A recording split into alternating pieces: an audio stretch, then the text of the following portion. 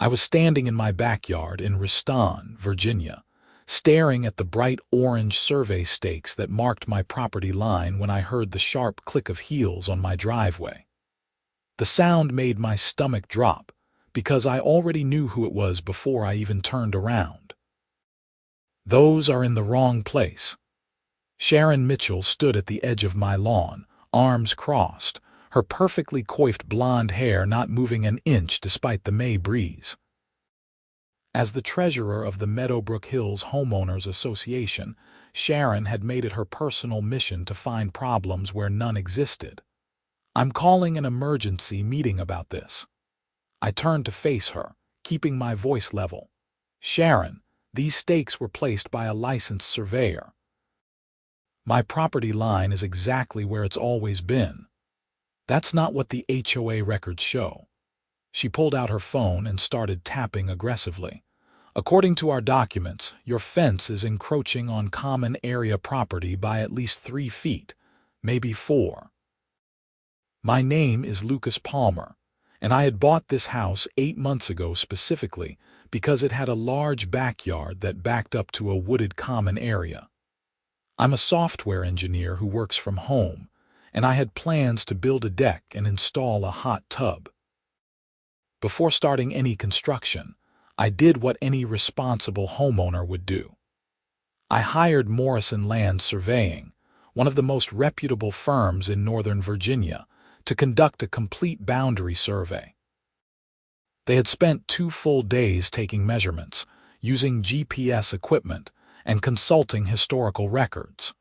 The bill had been $2,200, but it was worth every penny to know exactly where my property ended. "The HOA records are wrong then," I said. "I have a certified survey from a professional firm. The stakes mark my actual property line based on the legal description in my deed."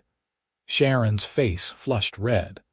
"I've been on this HOA board for 12 years, Lucas. I think I know where the property lines are. My husband Gerald helped establish these boundaries when this development was built in 1998. Then maybe your husband made a mistake." The words came out before I could stop them. Her eyes went wide. "Excuse me. I'm sorry, that came out wrong. What I meant was that professional surveyors use geodetic control points and legal land records. It's not something you can just eyeball. We'll see about that." Sharon turned on her heel and marched back toward her house, which was 4 doors down from mine on Copper Beach Lane. "Emergency board meeting Friday night, 7 p.m. Be there." I watched her go, feeling the familiar knot of anxiety that came with every HOA interaction. When I bought the house, the realtor had glossed over the HOA situation, mentioning only that dues were $200 quarterly and that they maintained the common areas. What she hadn't mentioned was that Sharon Mitchell ran the board like her own personal fiefdom, or that nearly every decision required her approval. I went back inside and pulled out the survey documents from my file cabinet. The plat map showed clear measurements from established monuments and benchmarks. My property was 0.43 acres, with the rear boundary running along a line that was set back from the tree line by approximately 15 feet. The surveyor, Mark Morrison, had been thorough. He had located the original iron pins at the corners of my lot and tied everything to Virginia state plane coordinates. The certificate was signed and sealed, carrying the full legal weight of a licensed professional. But I had a sinking feeling that facts and evidence weren't going to matter much to Sharon. Friday evening arrived too quickly. I walked down to the community clubhouse, carrying a leather portfolio containing my survey documents, the deed to my property, and a printout of Virginia code sections regarding property boundaries. The clubhouse was a modest building with a kitchen, a main room with folding tables, and a small office where the board kept their records. Sharon was already there, sitting at the head table with the other board members. To her left was Brenda Kowalski, The secretary, a nervous woman in her 50s who always seemed to defer to Sharon.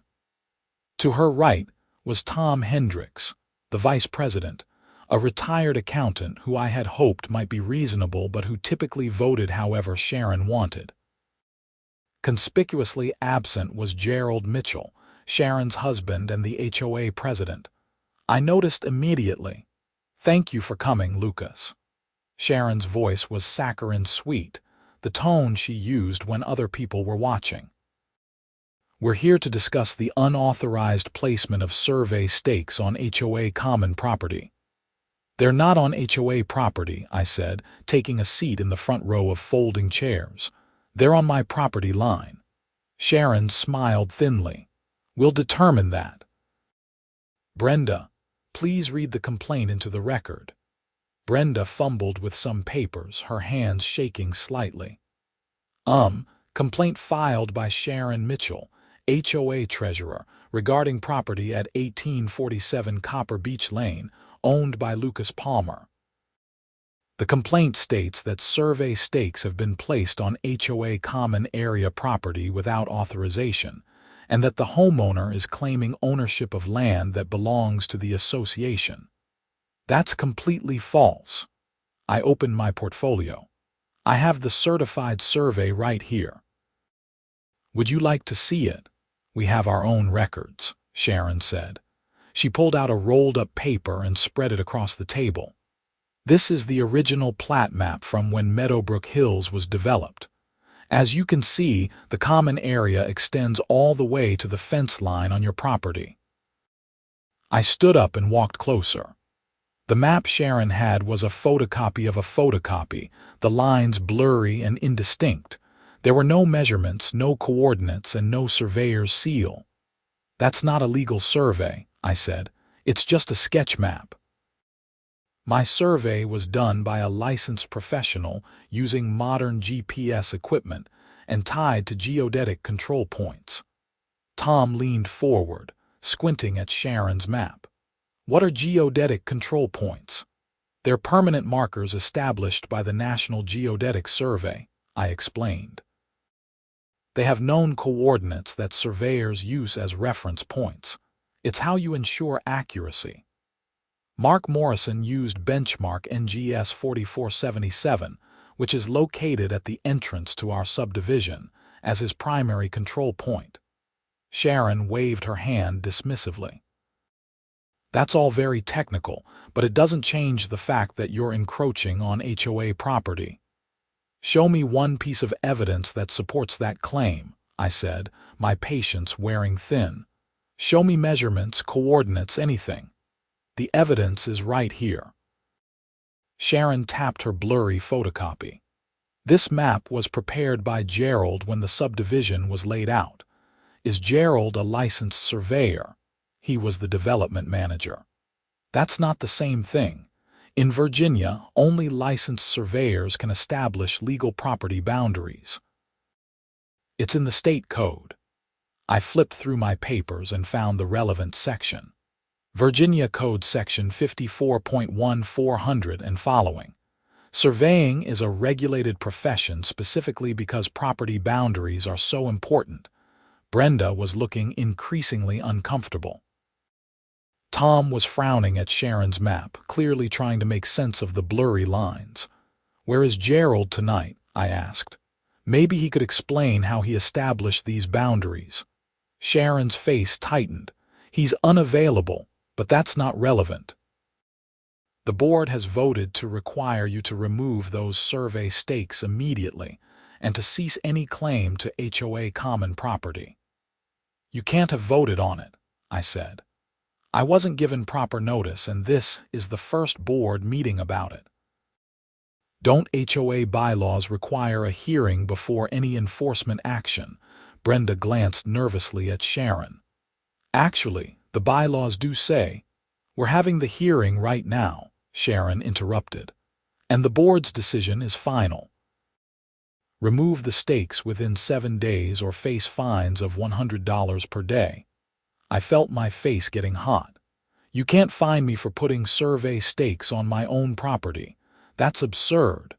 The stakes are not on your property. We've established that. You've established nothing except that you have a bad photocopy of an old sketch map. I took a deep breath, trying to keep control. Look, I don't want to fight about this. Why don't we hire an independent surveyor to verify the boundaries? I'll split the cost with the HOA. Sharon stood up, gathering her papers. That won't be necessary. The board has made its decision. Remove the stakes or the fines begin. This meeting is adjourned. She walked out before I could respond, Brenda scurrying after her. Tom lingered for a moment, looking like he wanted to say something, but then he shook his head and followed the others. I sat alone in the empty clubhouse, staring at my certified survey. $2,200 for a professional boundary survey that the HOA was simply ignoring. I had been careful to do everything right, to follow all the proper procedures, and it hadn't mattered at all. The next morning, I called Mark Morrison at his surveying office. He listened to my explanation of the HOA dispute, and I could hear him sighing. "This happens more often than you'd think," Mark said. "HOAs get convinced they know where boundaries are, and they refuse to accept actual survey data. The problem is that surveying requires training and equipment. You can't just look at an old map and declare where a property line is." What should I do? First, don't remove those stakes. They mark the legal boundaries of your property based on the recorded deed description and established monuments. Second, I'd recommend getting a letter from a real estate attorney explaining that the survey is legally valid and that the HOA can't simply override it with their opinions. Will that be expensive? Probably a few $100s for the letter. But Lucas, if they're serious about pushing this, it could get a lot more expensive. You might need to be prepared to fight. I thanked him and hung up, feeling the weight of what he said. I had bought this house as a single guy in my early 30s, planning to settle down and maybe start a family eventually. The last thing I needed was a legal battle with my own HOA over property boundaries that had already been professionally established. But I also knew I was right, and I wasn't going to let Sharon Mitchell bully me into accepting her false claims. I spent the weekend researching real estate attorneys in Fairfax County. On Monday, I had a consultation with Patricia Reeves, a lawyer who specialized in property disputes and HOA issues. Her office was in downtown Fairfax, in a restored Victorian house that had been converted to office space. Patricia was in her late 40s with sharp eyes and a no-nonsense manner. She reviewed my survey documents and the HOA's photocopy, spreading them side by side on her conference table. "This is pretty straightforward," she said. "Your survey is legally valid and binding. The HOA's map isn't even a survey. It's just a conceptual drawing. It has no legal weight whatsoever. So what do I do when they start fining me? Don't pay the fines. They're not valid. But we should send them a letter explaining the law and putting them on notice that if they continue, you'll seek damages." She looked up at me. "Has the HOA been professionally managing their common areas?" "What do you mean? Have they ever had a proper survey done of the common property? Do they have legal descriptions and recorded plats?" I thought about it. "I don't know. I've never seen any." Patricia made a note. That could be relevant. If they've never actually surveyed the common areas, they may not have any idea where the boundaries really are. They might just be going by assumptions that have been passed down over the years. Sharon's husband Gerald was the development manager when the subdivision was built. She keeps citing him as the authority. Is he a licensed surveyor? No. Then he's not an authority on boundary locations, regardless of his role in the development.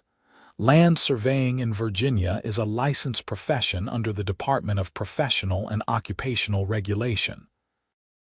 Only licensed surveyors can establish legal boundaries. She tapped my survey. Mark Morrison is properly licensed. His work carries legal weight. The HOA's opinions don't.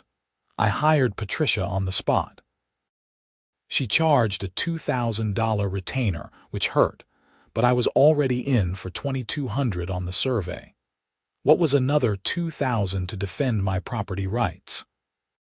Patricia drafted a detailed letter to the HOA board, explaining that the survey was legally valid, that the fines were improper and unenforceable, and that any continued harassment could result in a lawsuit for damages and attorney's fees. She cited Virginia code sections, case law, and professional standards. It was 5 pages of dense legal analysis that concluded with a polite but firm demand that the HOA cease all enforcement actions. She sent it via certified mail to Sharon Mitchell as HOA treasurer and to the registered agent listed for the association. I thought that would be the end of it. I was wrong. 3 days later, I came home from a grocery run to find all my survey stakes had been pulled out of the ground. The orange caps were gone, and the wooden stakes themselves had been tossed into a pile near my back fence. I took photos immediately, documenting everything. Then I called Patricia. "They're escalating," she said. "That's actually good for us in a legal sense because it shows bad faith. But you need to file a police report for vandalism and destruction of property survey markers." "Can I do that?" "Absolutely. In Virginia, interfering with survey monuments is actually a criminal offense. It's in Virginia Code Section 55.1 2800. Survey markers are considered legally significant because they establish property boundaries. I drove to the Fairfax County Police Department's Reston District Station and filed a report. The officer who took my statement, Officer Jennifer Park, seemed skeptical at first. "So your HOA pulled up some stakes in your yard?" "Survey stakes placed by a licensed surveyor to mark my legal property boundary. It's vandalism and it interferes with a legal survey." Officer Park made notes. "You have proof it was the HOA." "Not direct proof, but they threatened to make me remove them, and they're the only ones with a motive." She finished writing up the report and gave me a case number. "We'll look into it, but unless you have witnesses or video evidence, it's going to be hard to prove who did it." I left feeling frustrated, but at least I had the police report documented. Patricia said that could be useful if this ended up in court. The next week, I received a certified letter from the HOA.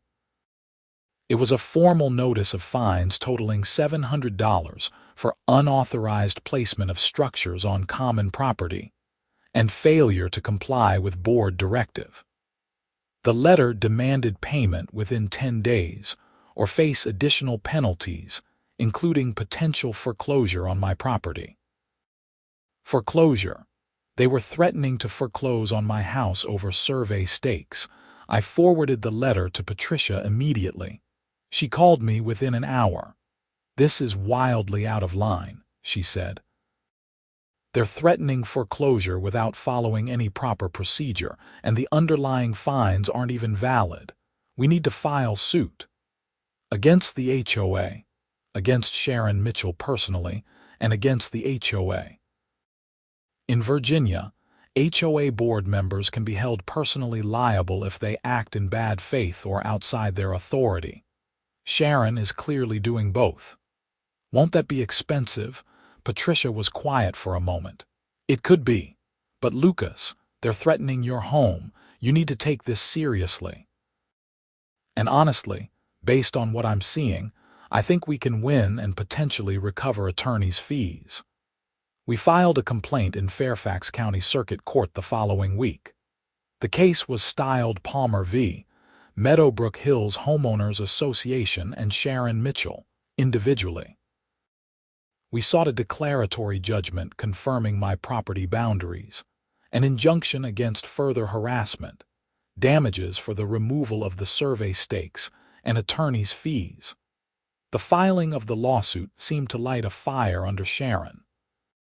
Within days, I received a letter from an attorney representing the HOA, a lawyer named Robert Garrison who had an office in Tyson's Corner. His letter was aggressive, claiming I was a vexatious litigant who was harassing the HOA and making frivolous claims. Patricia wasn't impressed. Garrison's a hack who does cheap work for HOAs. He's going to realize pretty quickly that they don't have a case. The discovery process began. Patricia filed requests for all documents related to the common areas, including any surveys, plat maps, legal descriptions, and records of how the boundaries were established. She also requested all communications between Sharon Mitchell and other board members regarding my property. The HOA's responses were telling. They produced the same blurry photocopy Sharon had shown at the meeting, along with several other old documents that were equally vague. But they had no actual survey of the common areas. They had no coordinates, no measurements tied to established monuments, and no professional analysis of any kind. When pressed in written discovery about who had established the common area boundaries and how, Robert Garrison's responses were evasive. He claimed the boundaries were established at the time of development and were well known to long-term residents. Patricia pounced on this. In her reply brief, she wrote, "The HOA admits it has no actual survey or professional determination of common area boundaries. Instead, they rely on the vague recollections of residents and an unverified sketch map. This is precisely why Virginia requires licensed professionals to establish property boundaries." As the case progressed through the summer, I learned more about Sharon Mitchell and the Meadowbrook Hills HOA. Talking to neighbors, I discovered that Sharon had been involved in disputes with at least 3 other homeowners over the years. In each case, she had claimed the HOA had authority over some aspect of their property, and in each case, the homeowners had eventually given in rather than fight. One neighbor, an elderly man named Robert Chen who lived 2 doors down from me, told me his story over coffee one afternoon. "Sharon claimed my shed was too close to the property line," Robert said. "She threatened fines, demanded I move it. I had a survey done and it showed the shed was fine, well within my property, but she wouldn't accept it. She kept threatening, kept sending letters. Eventually, I just moved the shed. It cost me $3,000, but it was easier than fighting.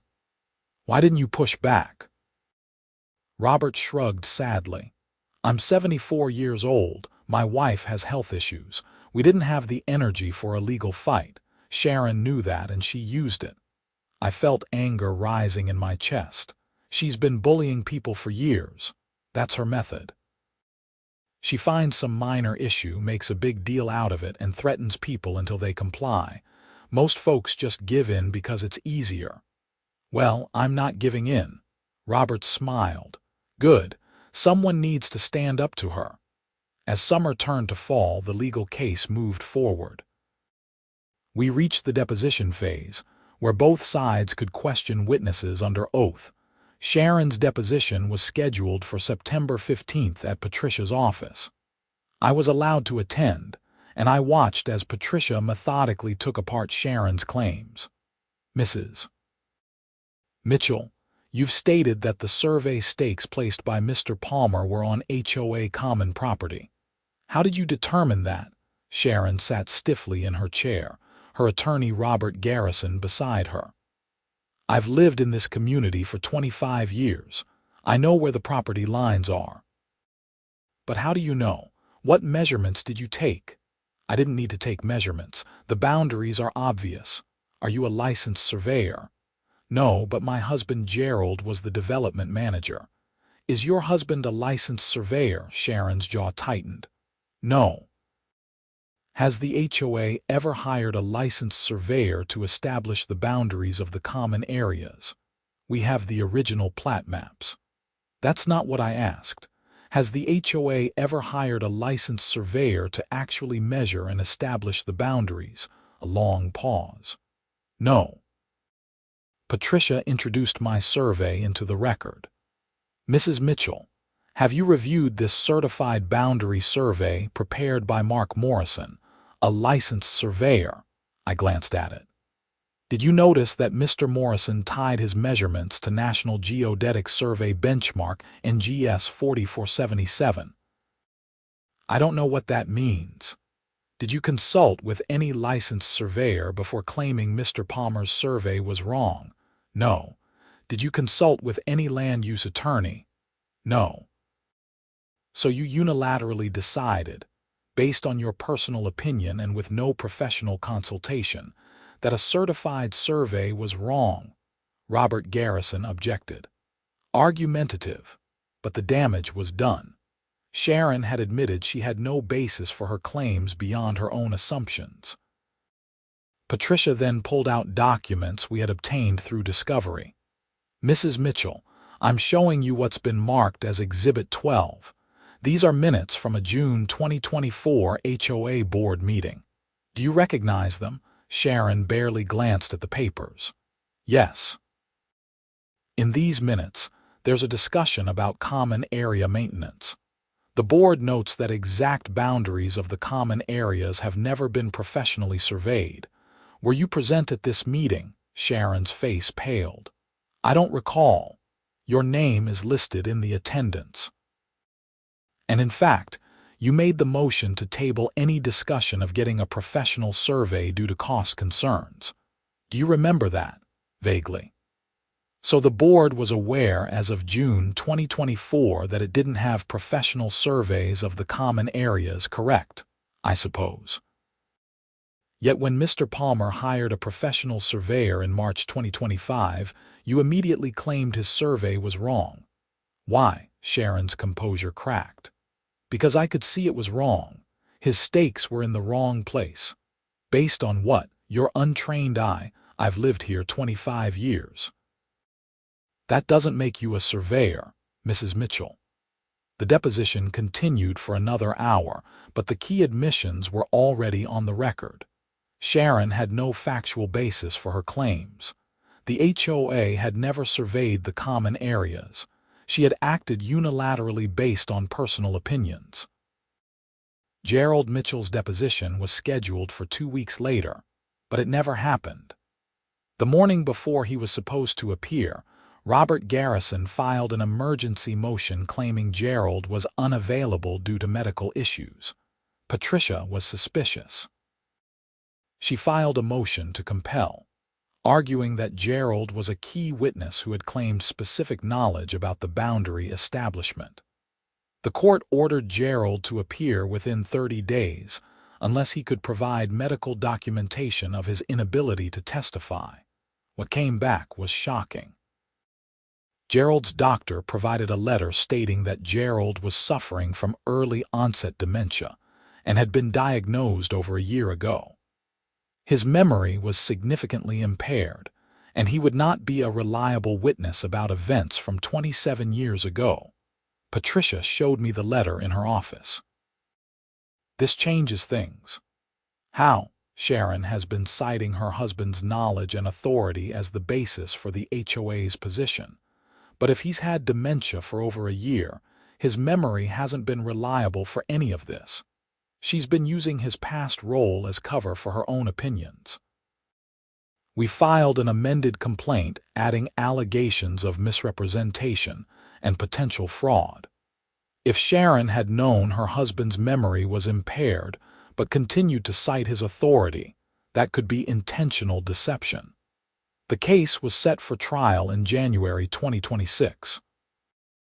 But in early December, something unexpected happened. I received a call from Tom Hendricks, the HOA vice president.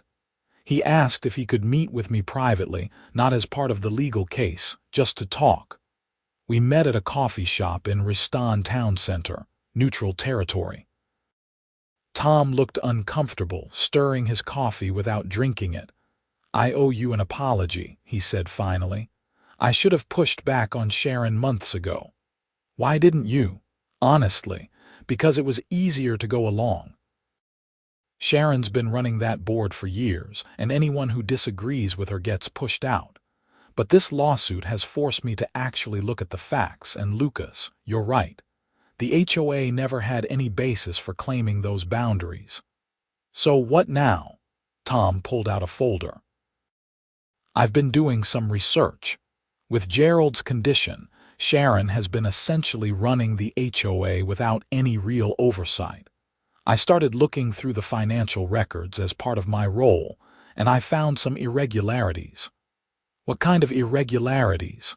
Money that doesn't add up. Sharon is the treasurer, so she has access to all the accounts. There are transfers and expenses that don't have proper documentation. I'm not saying there's definitely fraud, but there are red flags. My stomach dropped. How much money are we talking about? Over the past 3 years, possibly $40,000 to $50,000 that I can't account for. Have you reported this? Not yet. I wanted to talk to you first because I know you're already in litigation with the HOA. But Lucas, I think we need to bring in an outside auditor. And if there is fraud, we'll need to report it to the authorities. I called Patricia immediately after the meeting. She listened to everything Tom had told me, and I could hear the excitement in her voice. This could explain a lot, she said. If Sharon has been misappropriating HOA funds, she would have a strong incentive to avoid any outside scrutiny. A professional survey of the common areas would require board approval and proper financial procedures. Sharon may have opposed your survey not because she actually believed you were wrong, but because any spotlight on the HOA's records could expose her theft. So what do? We need to get Tom to formally request an audit. As vice president, he has that right. And we need to protect him, because if Sharon finds out he's questioning her, she'll retaliate.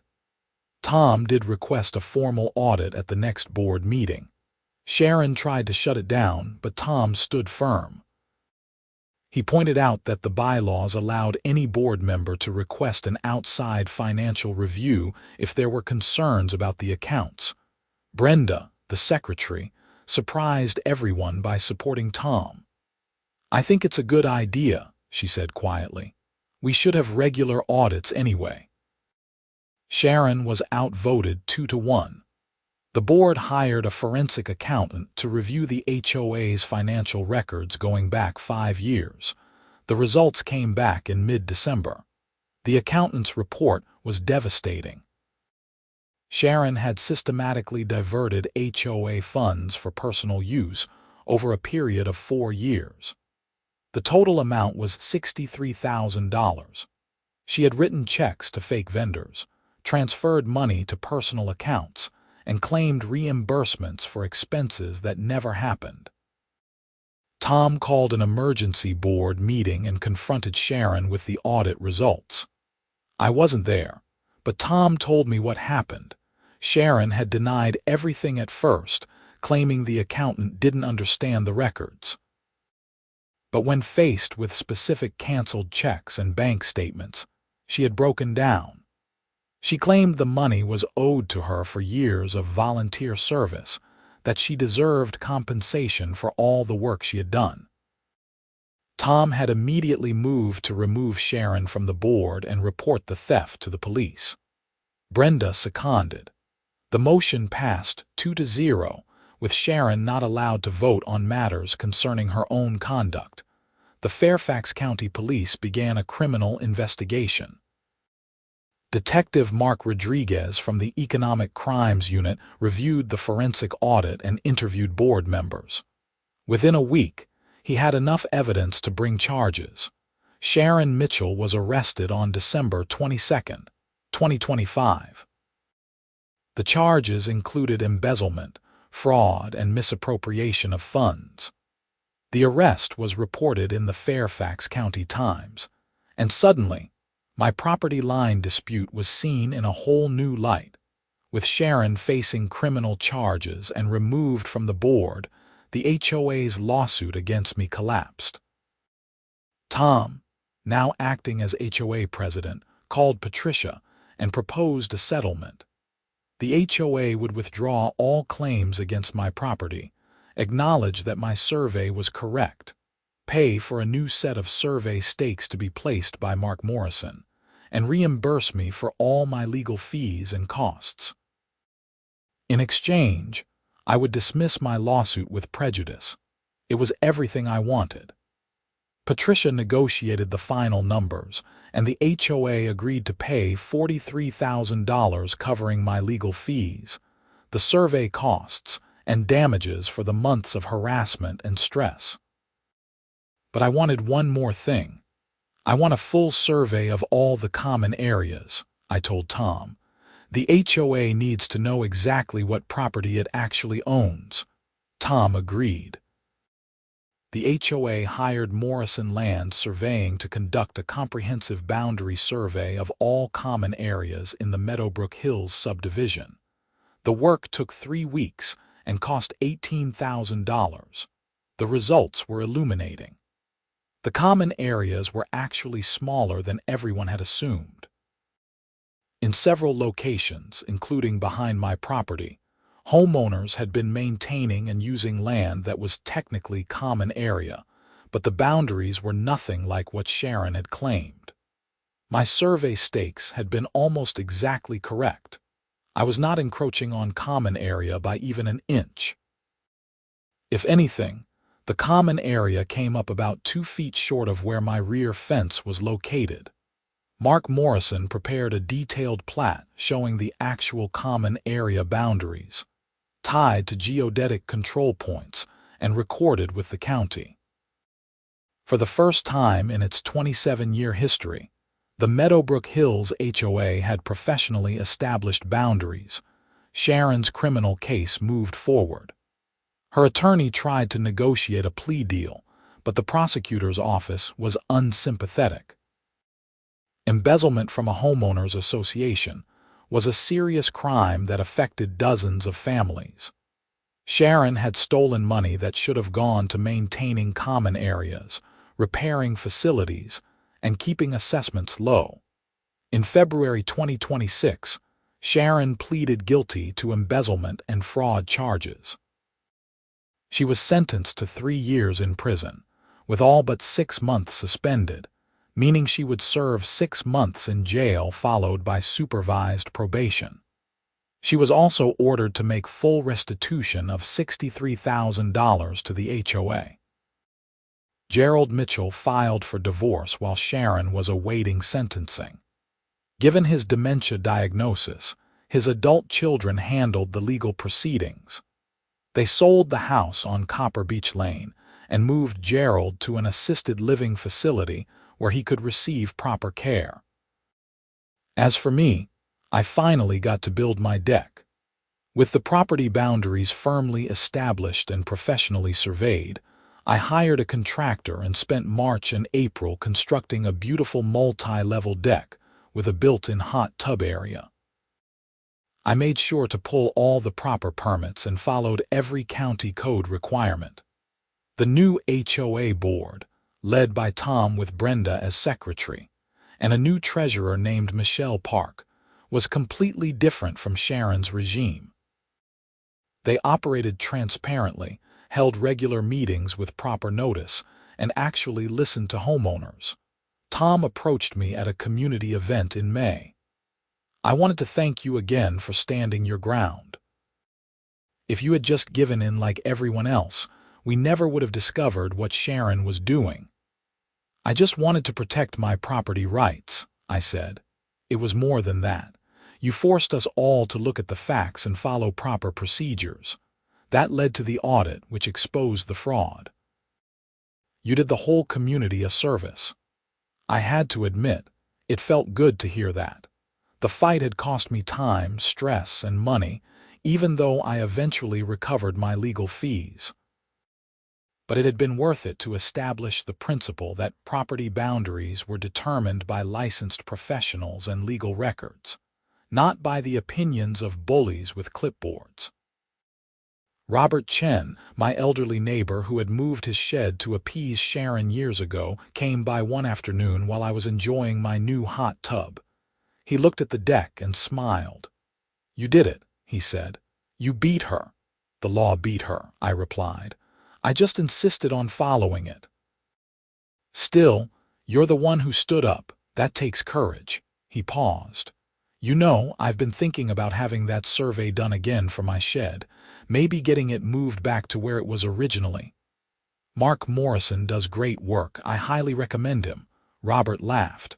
"Maybe I will. Now that Sharon's gone, maybe a lot of us can finally use our properties the way we're entitled to." The Meadowbrook Hills community slowly recovered from the Sharon Mitchell era.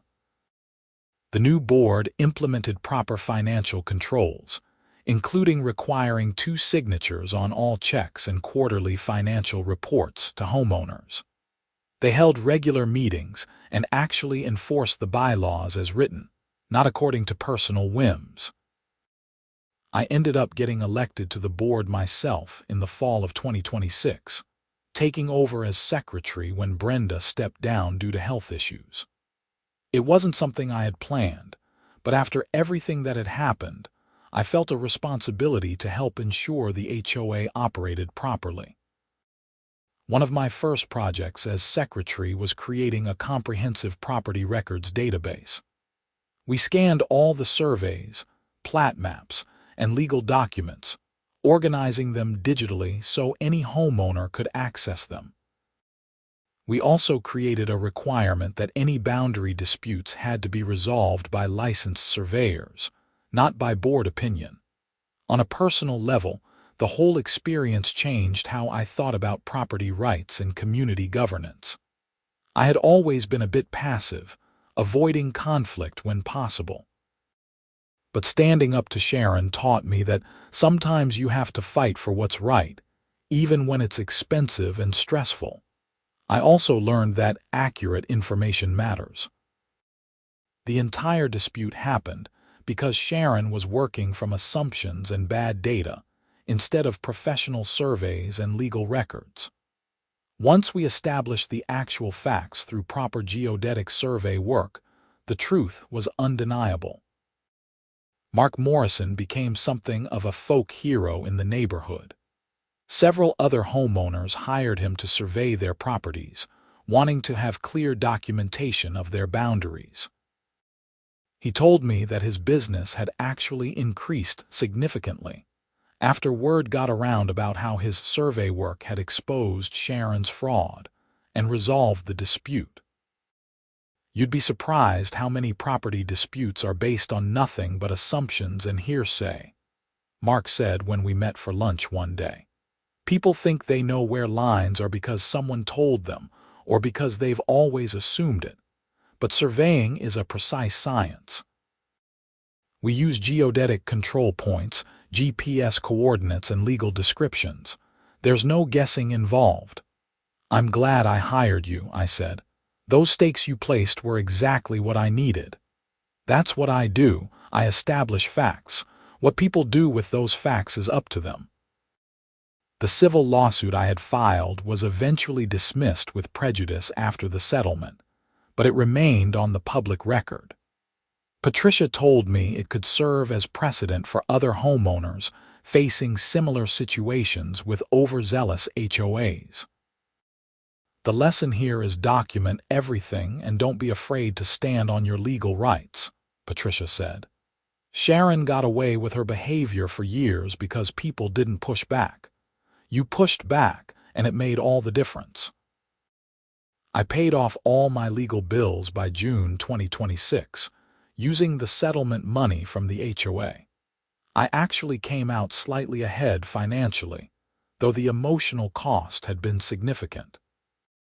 The stress of the dispute had affected my sleep for months, and there were times I had seriously considered just selling the house and moving somewhere without an HOA. But I was glad I stayed and fought. The house was mine, the property boundaries were clearly established, and the community was better off without Sharon's corruption. My parents came to visit in July and got to see the finished deck and hot tub. My dad, a retired engineer, was impressed with the whole story. "You did the right thing," he said, relaxing in the hot tub with a beer. "Property rights are fundamental. You can't let people take them away through intimidation." "It was harder than I expected," I admitted. "The right thing usually is, but you stuck with it and you won. Not just for yourself, but for your neighbors too." My mom was more concerned about the emotional toll. "Are you okay? That must have been so stressful." "I'm okay now. It was tough during the thick of it, but I learned a lot about standing up for myself." She squeezed my hand. "I'm proud of you." As summer turned to fall, life in Meadowbrook Hills settled into a new normal. The community had learned hard lessons about governance, transparency, and the importance of operating based on facts rather than assumptions. Sharon Mitchell served her 6 months in the Fairfax County Jail and was released in August 2026. She moved out of state immediately afterward, reportedly to live with a sister in Ohio. She was required to make monthly restitution payments to the HOA as part of her probation, though Tom told me the HOA wasn't optimistic about recovering the full amount. Gerald Mitchell's condition continued to deteriorate, and he passed away in September 2026. Despite everything that had happened with Sharon, I felt sad for him. He had been a victim too, in a way. His wife had used his deteriorating condition to lend false authority to her claims, exploiting his reputation long after he was capable of backing up any of her statements. The survey stakes that Mark Morrison had placed on my property were eventually removed after the deck construction was complete. But before they came out, I took detailed photographs and made sure the exact coordinates were documented in my property files. I never wanted to go through that dispute again. I also had Mark place permanent iron pins at my property corners, sunk deep into the ground and capped with brass markers showing the surveyor's information and the date. These monuments would remain even after the wooden stakes were gone, providing permanent reference points for my boundaries. In October, I hosted a deck party and invited the whole neighborhood. Tom came, along with Brenda and several other neighbors including Robert Chen. We grilled burgers, played music, and celebrated the fact that Meadowbrook Hills had survived its crisis and come out stronger. "To Lucas," Tom said, raising a beer, "for having the guts to stand up when it mattered." Everyone cheered, and I felt a warm sense of belonging. This was my community now, not Sharon's. These were my neighbors, and we were building something better together. Robert pulled me aside during the party. "I did get that survey done," he said. "Turns out my shed was fine where it originally was, just like I thought. I'm having it moved back next week. Sharon cost me $3,000 for no reason. I'm sorry that happened. Don't be. It taught me a lesson about standing up for myself. Better late than never," he grinned. "And hey, at least I get my shed back where I want it." As the evening wound down and guests departed, I sat on my deck alone, looking out at the woods beyond my property line. The boundary was clearly established now, marked by professional survey work and tied to geodetic control points that were accurate to within centimeters. All of this had started because Sharon Mitchell challenged my survey stakes. She had been so confident in her assumptions, so sure that her years of residence and her husband's old title gave her authority over objective facts.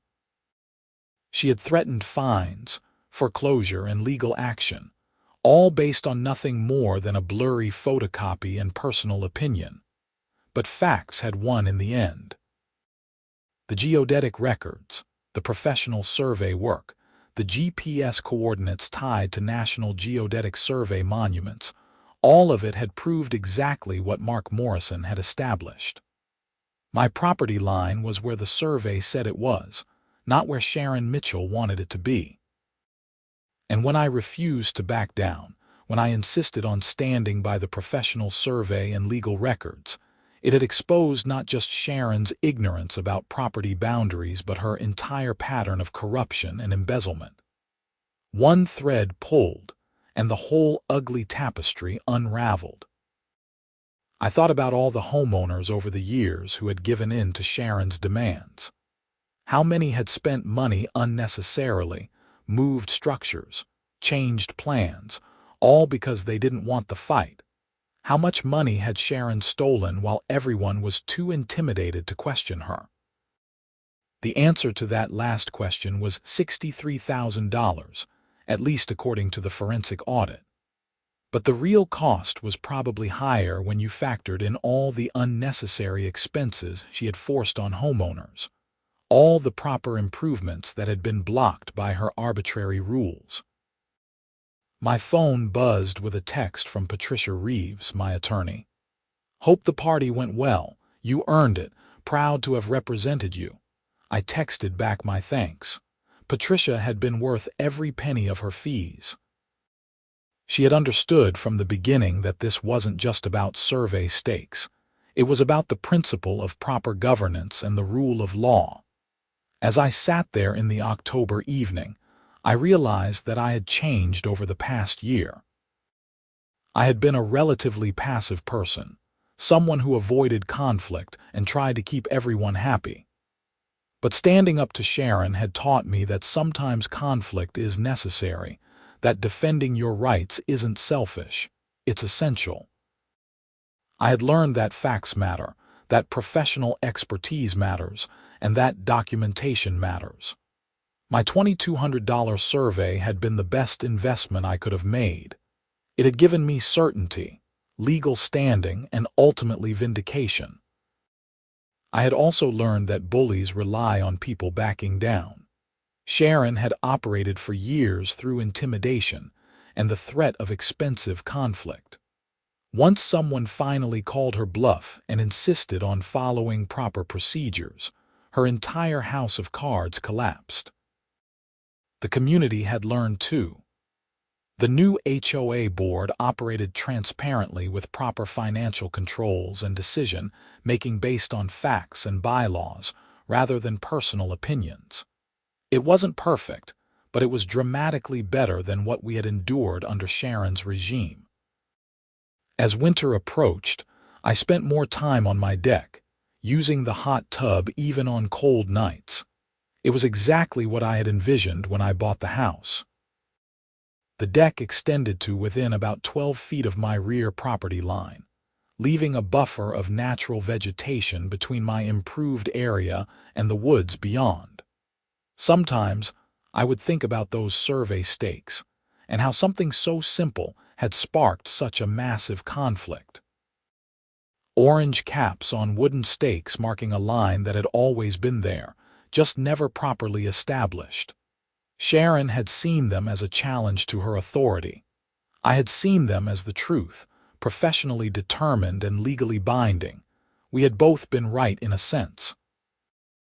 They were a challenge to her authority because her authority had been based on false premises and corrupt practices. And they were the truth, verified by geodetic records and professional survey work that could withstand any scrutiny. In December, the HOA held its annual meeting. Tom presented the financial report showing that, despite the costs of the audit, the criminal investigation, and the settlement with me, the association was actually in better financial shape than it had been under Sharon.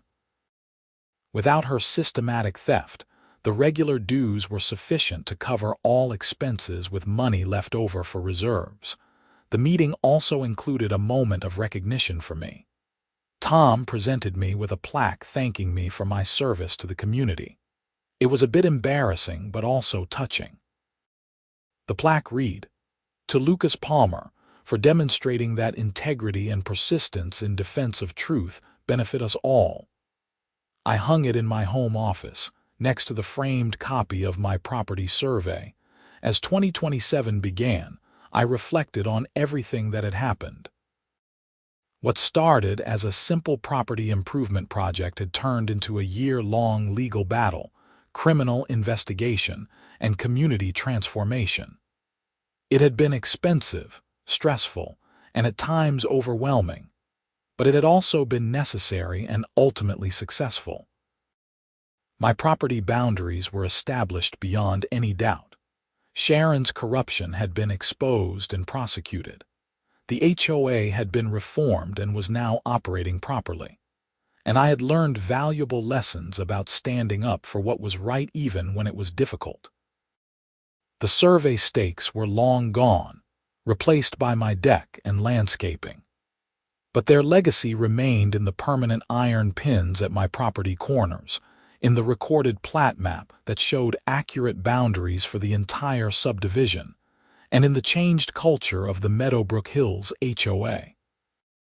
Facts had triumphed over assumptions.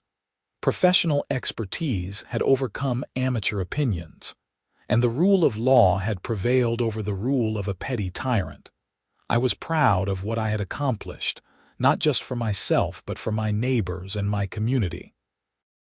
And every time I relaxed in my hot tub, looking out at the trees beyond my properly established property line, I felt a deep sense of satisfaction.